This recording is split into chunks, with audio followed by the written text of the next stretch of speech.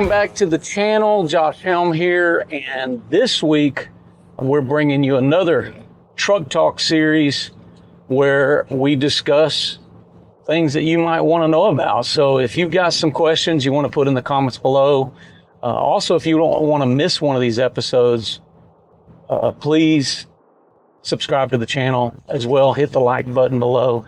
This lets the algorithm know that you have an interest in these areas, so it's something that you might want to come back for. We appreciate all of you new subscribers as well to the channel. But today we're going to be talking about multiple things that go beyond my top 3 common upgrades that people tend to choose. Now, let me say this up front. I believe that a large reason why it's not other things is because we have already, what we feel like, stamped out a pretty great standard package when it comes to a Barndominium home. We've tried to focus on the things that matter most, such as our exterior wall systems when it comes to 2x6 studded walls, insulation, being over R20. So when it comes to the things that really matter, we really try to make that part of our standard. But these are common items that are upgrades that a lot of people tend to want to increase. And I'm going to give you the top 3. So we'll start and lead off with those. Number 1 being windows. Now, not necessarily for the reasons why you would think, although I like windows being upgraded for a couple reasons. Number 1, it usually is improving the efficiencies, which is great from build science purposes. But a lot of times people are choosing higher end windows for the aesthetics, as well as efficiencies, I think. But windows are number 1. Number 2, I think, and this might even be number 1, is countertops. Now, while we include a granite countertop in our standard package, a lot of people tend to upgrade this item and go to a quartz, primarily when they're looking to go for a more simple design where they don't have all the pattern involved for a granite. Now, you can get some more complex pattern, although it's not going to be more plain. It usually is a little more busy, but has a little more natural look to it by going higher end with a natural stone. But most people go to a quartz, which this could impact cost, $20 to $30 more easily on a base price per square foot for the countertop areas. So that is another big one.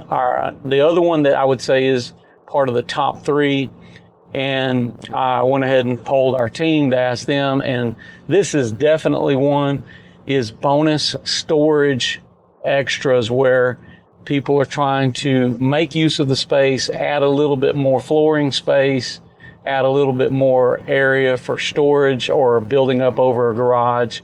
This can be a huge upgrade when it comes to monetary wise, but it is definitely something to consider whenever you're building your Barndominium. Another huge one, should probably be in the top 4, is cabinets. Whether you're adding a mud bench, whether you're adding, additional cabinetry in your kitchen, whether it be uppers, having special details throughout of the house, in your closets. A lot of people want to upgrade cabinets in the closet instead of having standard shelving. So these are some big ones. Doors would be a huge one for upgrades that people commonly do.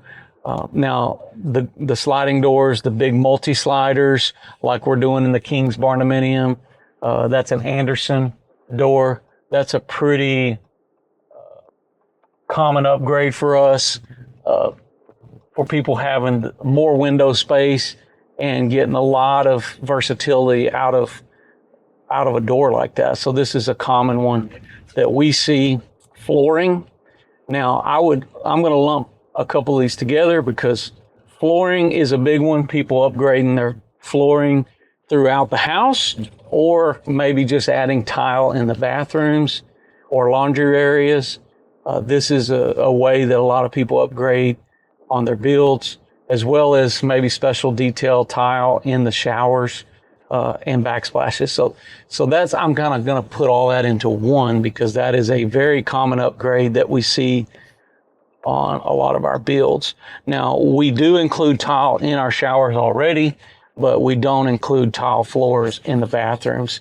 So that a lot of times is either stained concrete, or it is whatever type of flooring that may be going. Now, we're probably would recommend at least a LVP there or something like that if somebody was doing carpet somewhere else. And then we would say probably lighting fixtures is another big one, for chandeliers, special ceiling fans as well. That's some of these additional upgrades. Anyhow, now to get into some things real quick that I would recommend you consider to upgrade, maybe even before any of these other ones, because most of this stuff is preference, it's choice. Number one, because we're building for air tightness, I would recommend you upgrade going to a variable speed HVAC unit. Now, we don't have a standard inclusion of this in our builds, but depending on your zone, climate that you're in, going to a variable speed has, a lot of our clients do this, but they're not automatically doing it. And this could definitely add cost. You know, you could see a system go from costing you, you know, say $12,000 to $15,000 up to, you know, $20,000 to $30,000, depending on the type of equipment you're installing and how big of a house it is. So I would recommend definitely considering upgrading your HVAC system to a variable speed. Some other things that you may or may not want to consider is going with a dehumidifier system attached to your HVAC unit, as well as an ERV system. These are really the three things there on air conditioning that may be considerable, reasonable things to upgrade that I would recommend as a builder coming from Build Science. And I just spent a whole week, actually, not a whole week, 2 days last week in a Build Science symposium where we were discussing these types of issues for your mechanicals, which everything that I'm seeing in energy-wise is promoting green energy, is going to higher efficiency on your mechanicals. So these are good things that I think everybody should consider doing.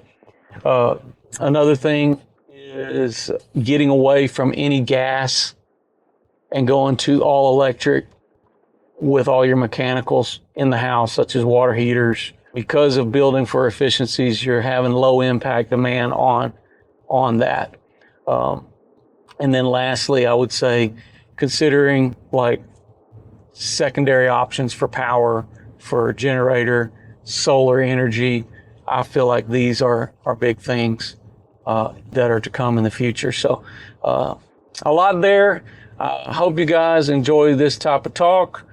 We got much more to come on this channel. So if you haven't already subscribed, please do that now. Don't forget to follow us on Facebook and Instagram. I'm Josh Helm, wishing you all the best. Thanks for watching. Texas Best.